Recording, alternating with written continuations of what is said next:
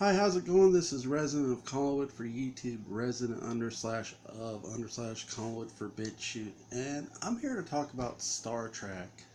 And I rarely get into Star Trek as a discussion, but it is something I'm a fan of, and it's something I really have been wanting to talk about. So I decided to talk about it here today.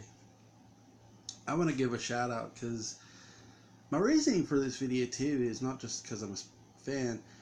At Cousin Barnabas, shout out to him, brought up, Deep Space Nine, and it made me really want to talk about Star Trek just as a whole franchise. So, I'm going to start with the original series. And really, the original series, the 60s were an interesting time because Dark Shadows and Star Trek have something really large in common. Both were short lived, but both grew a huge cult following. I mean, Star Trek, a lot of the reason we got a Star Trek movie is the same very reason we got a Dark Shadows movie, the cult following. I mean, in 3 seasons, and that's how long, literally. So Dark Shadows lasted longer than Star Trek, and it's amazing because I would say the biggest difference, though, Star Trek has made more movies because, again, your content is outer space. So you're going to have a lot more content in space than you are with the supernatural. I mean, in many ways, Star Trek, though it was short-lived, just like DS, because the original Star Trek lasted 3 seasons, and Dark Shadows lasted 5 seasons. Star Trek grew this huge cult following, and in 1979, you got a movie. You got a Star Trek movie, with Captain Kirk, with William Shatner. And in many ways, it's crazy because I almost can't talk about William Shatner without talking about Michael Myers real quick. John Carpenter used a Captain Kirk mask. The production crew used a Captain Kirk mask for the Michael. For this, that's why I'm wearing the shirt, guys. Come on. They use a Captain Kirk mask to make the Michael Myers mask, which is interesting. So, but for Star Trek as a whole, when you look at the movies to me were the apology for the series in many ways. And the movies, just because it was a huge cult following and everybody literally just fell in love with that series. This was, television is prone to making tons of mistakes. I mean, would Star Trek be the first and last series to get prematurely canceled? Hell no. Twin Peaks, definitely, it was prematurely canceled for sure. But the revival, Dark Shadows revival, prematurely canceled. You know, I do think, there are times, in television history, the television producers just aren't giving certain product enough time, and that was definitely Star Trek. But, they weren't measuring the pulse of the fan base of how huge it was. They were only, this is where television ratings do matter. The fan base, the cult like fan base, was not matching the ratings on television. And that's sort of where you go, how? And when you get into the movies, you go and you see how large the numbers were for the box office of Star Trek. It's like, holy shit. But Star Trek, the movies were really good. They reintroduced a whole new audience, not just the ones that were familiar with the 60s series, but they introduced a whole new fan base to the franchise. My first Star Trek experience was the very first Star Trek movie. That was my very first introduction into the franchise, was the film, not the series. So mine was a reverse effect. My introduction into the franchise was the first movie. And when I watched the first movie, I'm like, what is this based off of? And my dad, a friend of my mom's, David Troyer, I was watching the movie with him at my mom's house, and he was, this was years and years ago when I was like a kid, and he said, well, Star Trek was a TV series. And when he said that, I said, really? And I said, can you still go find it? He said, yeah, it's probably in syndication someplace. And lo and behold, it was on, I forget the channel, but it was on a station and it was playing in reruns. So the movies, in many ways, though they were the apology to prematurely canceling the series, what the movies did ultimately, not just introducing a younger audience like myself to the franchise, it opened up doors for the franchise. Literally, not just opened up, it kicked down doors. Star Trek literally became a bigger franchise than what anyone ever anticipated. Star Trek, in many, many ways, to me, was probably the most innovative thing you ever saw from a movie franchise. It's just like, holy shit, like, this is really interesting. Like, they're beaming them up to the ship, the lasers, it was just amazing to watch. I think I had literally just got done watching Star Wars, and then I watched Star Trek, and Star Trek was just so different from Star Wars. And that's what I enjoyed about the two most. It's like, I don't want two sci-fi franchises to be the same exact thing. I want the differences. I want the gaps. I want this. I don't want, oh, you're mirroring each other. So I was really impressed with what Star Trek did, because Star Trek wasn't so much about the action, it was about the decision of the characters. And that's the one thing I loved about Star Trek the most. It literally told you this story with words and drama, and wasn't so much about bang bang shoot 'em up the way Star Wars was. I'm not saying Star Wars didn't tell you a story, it certainly did. So for me, Star Trek was so much different than what Star Wars was, and I enjoyed it immensely. And to me, the movies, another thing I gotta give the movies is, to me, if the movies were not made, if you did not have that cult following, and you get your movies, and the movies are still being made in the 80s, and lo and behold, they make another Star Trek series because of the success of the films, because of the larger-than-life success of the movies. So they literally make, in 1987, they make Star Trek The Next Generation, and it has a pretty interesting run. I think 1987 from 1994, if I'm not mistaken. If I'm wrong about the year, please correct me. And that series, to me, did it spawn further movies? I think Star Trek The Next Generation, though I enjoy it, it's a product of the success of the movies. So really, you're getting Next Generation because the films are successful. They're generating an audience. So television is sort of saying, you know what? Sorry, our bad, we fucked up. Let's bring Star Trek back to the small screen because, well, it's having such a huge success on the big screen. Could you imagine? Could you imagine if you go this year and watch Halloween on the big screen, and then we're doing a television series this fall? Could you see that shit? Like, seriously, it would be so fun. And you'd be like, damn, I'm seeing Michael Myers twice. I'm seeing Michael Myers on the big screen, and I'm going to go see him on the small screen. So, that's just the thing.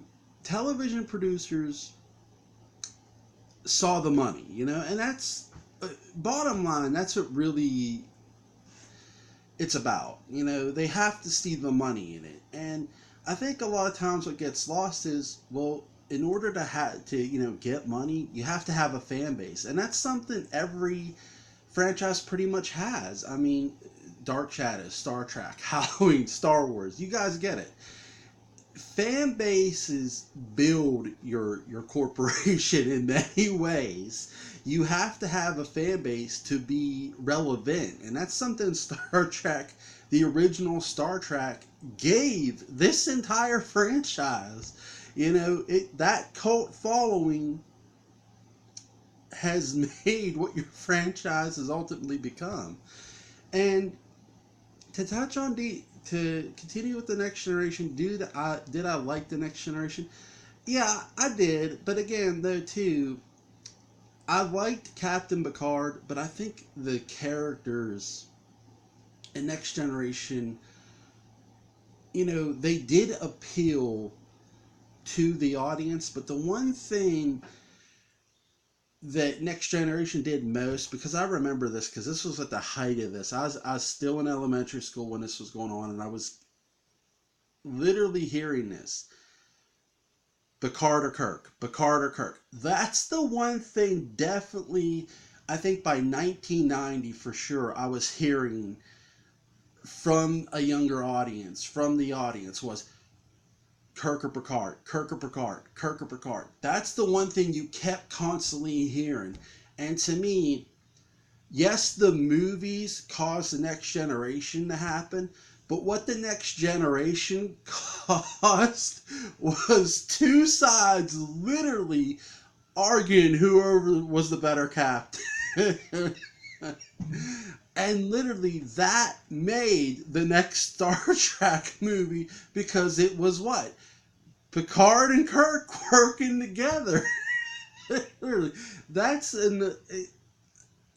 I actually did not see the second Star Trek movie where, until after I saw where Picard and Kirk had worked together.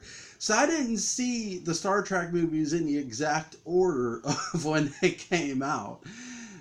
Again, because I was born in '82, so go figure, right? I'm trying to think of the year I saw.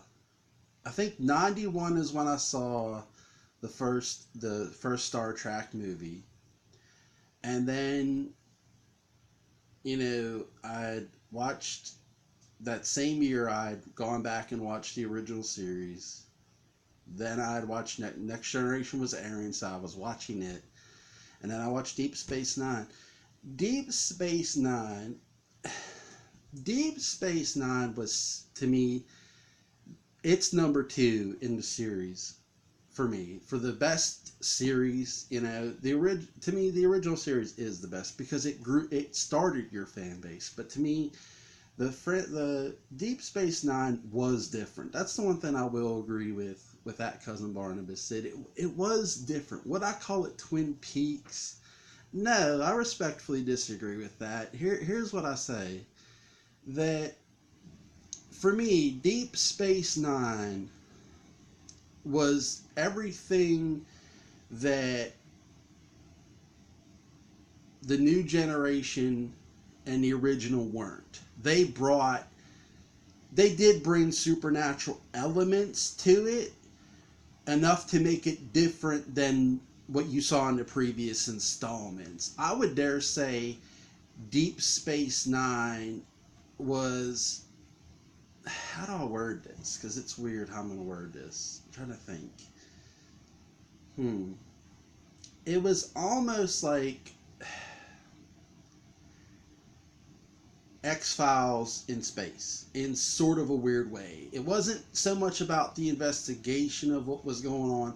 It's just about what was going on in outer space. I'm not comparing it to... I don't want to sit here and say it was X-Files. It wasn't. But there was hints of...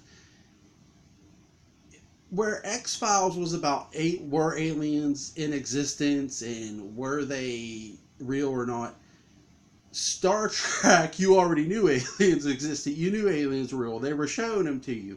So it more got into the lore of the aliens, of the alien species, the lore of what could they do and what couldn't they do. Did they have special abilities? Answer, yes. Did they use them? Answer, yes. So Deep Space Nine got into that lore. And that's something I definitely loved about it. To me, if I'd rank the series, number one obviously is the original. Number two is Deep Space Nine. It's right there with it. Number three, people are gonna kill me for this one. I'm gonna go Generation. Generation is third to me because, again, I like Picard because, and I like the Data and all them, but Generation happened because of the films. You know, I do think if you do not have the Star Trek movies, I don't think you get the Next Generation. And that's, again, I want to stress this. When I talk here, I'm giving my full-fledged opinion. You can certainly come on here and disagree with me if you like.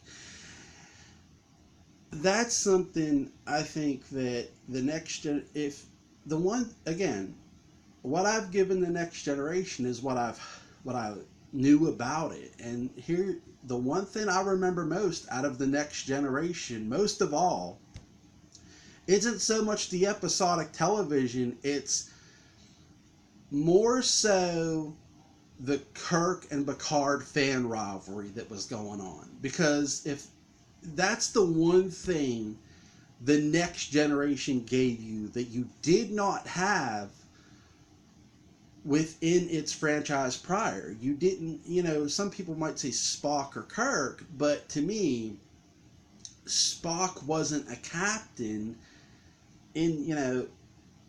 Picard became the captain. He was the captain in the Next Generation, but people were not forgetting about Kirk because he was on the big screen. They were watching William Shatner.